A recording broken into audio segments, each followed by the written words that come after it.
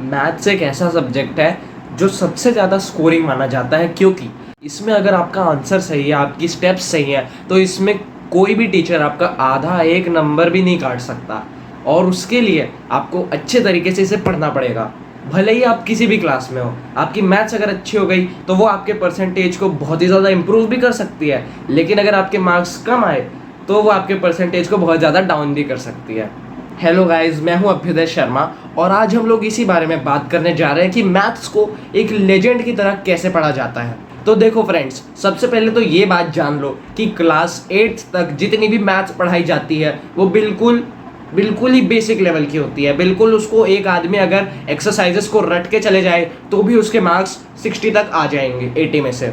लेकिन class 9th और class 10th में अगर 95 से भी ज़्यादा मार्क्स लाने हैं, 100 में से 100 नंबर भी लेके आने हैं, तो उसके लिए हमारी अंडरस्टैंडिंग अच्छी होनी चाहिए। इसके लिए जो सबसे पहली ट्रिक होती है वो होती है अंडरस्टैंडिंग द बेसिक्स।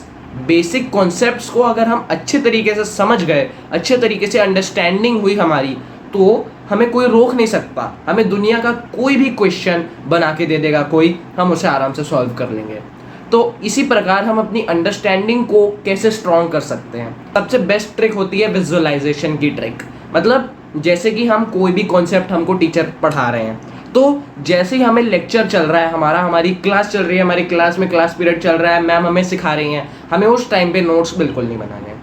मैथ्स के लिए तो बिल्कुल भी नोट्स नहीं बनाने हैं। जब हमें टीचर सिखा रहे हैं उस टाइम पे बिल्कुल नोट्स नहीं बनाने हैं। उस टाइम पे ध्यान से अपने दिमाग से हमें सुनना है। टीचर जो भी बता रहे हैं उसे अपने दिमाग में सुनना है और अपने दिमाग में ही उसे समझना है। कि जैसे टीचर बता रही हैं कि एक कोन का total surface area, curve surface area कैसे निकालते हैं, तो वो होता है 2πRH। अब हमें समझना है कि ये 2πRH आखिर हुआ कैसे हुआ, क्योंकि ऊपर एक 2πr का सर्कल है, ये उसकी हाइट हो गई तो 2πRH हो गया। ऐसे अपने मन में हमें समझना है। टीचर बोले एक क्यूब तो दिमाग में एक क्यूब आ जाना चाहिए। ये सबसे बेस्ट ट्रिक होती है अंडरस्टैंडिंग की। अब बढ़ते हैं हमारी नेक्स्ट ट्रिक की ओर। अब जैसा कि मैंने बोला कि आपको अपने बेसिक्स को अच्छे से अंडरस्टैंडिंग करनी है, और फिर आपकी जैसे ही बेसिक्स स्ट्रांग हो जाएंगी और आपसे फिर एनसीईआरटी बुक के क्वेश्चंस अच्छी तरह से सॉल्व होने लगेंगे। सबसे बेस्ट बुक जो होती है वो होती है हमारी एनसीईआरटी बुक। इससे पहले कोई किताब सॉल्व नहीं करना है, क्योंकि सीबीएसई बोर्ड खुद बोलता है कि एनसीईआरटी को पहले करो। इसीलिए तो टीचर हमें एनसीईआरटी से पढ़ा रहे हैं, नहीं तो आर डी शर्मा से, आर एस अग्रवाल से ही पढ़ा लेते हैं। इसीलिए हमें करना है सबसे पहले एनसीईआरटी की बुक्स को सॉल्व, और फिर जब हमारी ये बुक ख़त्म हो जाती है तो उसके बाद हम कोई भी ऐसी बुक को सॉल्व करें जिसमें कुछ एडवांस लेवल के क्वेश्चंस भी हों। क्योंकि अगर हमारी तैयारी बेसिक लेवल की रहेगी और हमारे पेपर में आ जाते हैं 2-4 एडवांस लेवल के क्वेश्चन, और वो हमसे सॉल्व ही नहीं हो पाएंगे, क्योंकि हमने बेसिक की तैयारी करी है ना। इसीलिए अपना लेवल को हमेशा इम्प्रूव करना है। ये है हमारा सेकंड पॉइंट, कि अपने लेवल को हमेशा इम्प्रूव करते रहना है। ऐसा नहीं कि हम बेसिक लेवल, हमने सारा अंडरस्टैंडिंग कर लिया, हमको सब कॉन्सेप्ट बेसिक लेवल पे समझ आ गए, बस बात खत्म। ऐसा नहीं है। अपने लेवल को जब हो सके, जितना हो सके उतना इम्प्रूव करना है। यानी कि क्वेश्चन प्रैक्टिस से हमारा लेवल बहुत ज़्यादा इम्प्रूव होता है। तो पहले बेसिक लेवल के क्वेश्चन करने हैं, अपने टेक्स्ट बुक के एग्जाम्पल्स करने हैं। एग्जाम्पल्स, क्योंकि एग्जाम्पल से डायरेक्ट क्वेश्चन आते हैं एग्जाम में। तो सबसे पहले जो हमें करना है वो पूरी बुक में वो है एग्जाम्पल्स। सेकंड आते हैं हमारी एक्सरसाइजेस। फिर थर्ड आते हैं हमारे कुछ एडवांस क्वेश्चन, यानी कि जैसे lower order thinking skills questions, फिर higher order thinking skill questions जो होते हैं ना, HOTS हॉट्स क्वेश्चंस, उन्हें भी हमें सॉल्व करना है। वो ये हमारे हायर ऑर्डर थिंकिंग स्किल्स। क्योंकि अगर हमने थिंकिंग का हमारा जो लेवल है वो अगर बढ़ा लिया तो फिर हमसे कोई भी क्वेश्चन सॉल्व हो जाएगा। कोई भी, पूरे एग्जाम में कोई भी क्वेश्चन ऐसा नहीं होगा जो हमें नहीं आता। और यही हमारी सेकेंड ट्रिक, कि हमेशा हमारे लेवल को इम्प्रूव करते रहना है। अब देखो, एग्जाम से एक दिन पहले क्या करना है और एक साल पहले क्या करना है। क्योंकि बहुत सारे बच्चे न्यू क्लासेस में आए हैं अभी, तो न्यू क्लासेस में आते हैं तो लोग सोचते हैं ऐसा कि अभी तो बहुत टाइम है, अभी लास्ट के 1 महीने में पढ़ लेंगे, लास्ट के 2 महीने में पढ़ लेंगे। ऐसा नहीं होता। पूरे साल भर जो कंसिस्टेंसी से पढ़ाई करेगा, हर 365 डेज तक वो पढ़ाई करेगा, तो फिर उसकी मार्क्स 95 से ऊपर आने गारंटीड है। कंसिस्टेंसी अगर बनी रहे तो टॉपर जो होता है वो कंसिस्टेंट होता है, वो हर दिन पढ़ाई करता है, किसी भी तरीके से कुछ भी हो जाए उसकी पढ़ाई चलती रहती है, वो कभी अपनी पढ़ाई को कॉम्प्रोमाइज़ नहीं करता। तो जो भी वीडियो को देख रहा है ना, बात जान लो कि consistency is the key to success. हर दिन पढ़ाई करनी है, पूरे साल में से 364 डेज पढ़ाई करनी है, फिर वो एक दिन एग्जाम का बचेगा, उस एग्जाम के दिन 95 से भी ज्यादा मार्क्स लेके आएंगे।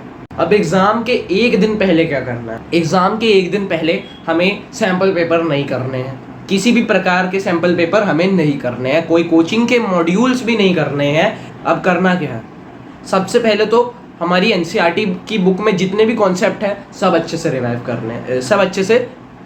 करने हैं। लेकिन जो हमारी एनसीईआरटी की बुक में है सिर्फ उनसे ही रिवाइज करने हैं, क्योंकि सबसे बेस्ट कॉन्सेप्ट्स आप उन्हीं से समझ सकते हो, एनसीईआरटी की बुक से। तो एग्जाम के एक दिन पहले सबसे पहले क्या करना है? एनसीईआरटी की बुक से सारे के सारे कॉन्सेप्ट्स को अच्छे से रिवाइज कर लेना है।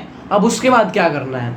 जो चैप्टर हमें हार्ड लगता है, जैसे कि एक चैप्टर है, मान के चलेंगे इंट्रोडक्शन टू ट्रिग्नोमेट्री, वो हमें हार्ड लगता है जैसे कि, तो अगर हमें हार्ड लग रहा है तो हमने उसके कॉन्सेप्ट्स को समझने की कोशिश की, समझे उसको, उसकी कुछ थियरी पढ़ ली है, कुछ थ्योरम पढ़ लिए, और वन शॉट लेक्चर भी बिल्कुल नहीं देखना है एक दिन पहले, क्योंकि वन शॉट लेक्चर सिर्फ टाइम वेस्ट होता है और कुछ भी नहीं।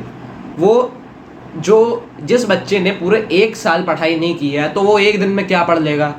हाँ, इसीलिए एक दिन पहले, एग्जाम के एक दिन पहले कभी भी वन शॉट लेक्चर बिल्कुल नहीं पढ़ना है, बिल्कुल वन शॉट लेक्चर नहीं देखना, कोई ज़रूरत नहीं है। तो करना क्या है? हमें सेल्फ स्टडी करना है। हमने सेल्फ स्टडी को जितना टाइम दिया मतलब एकदम एक साल में, consistency is the key to success बोला।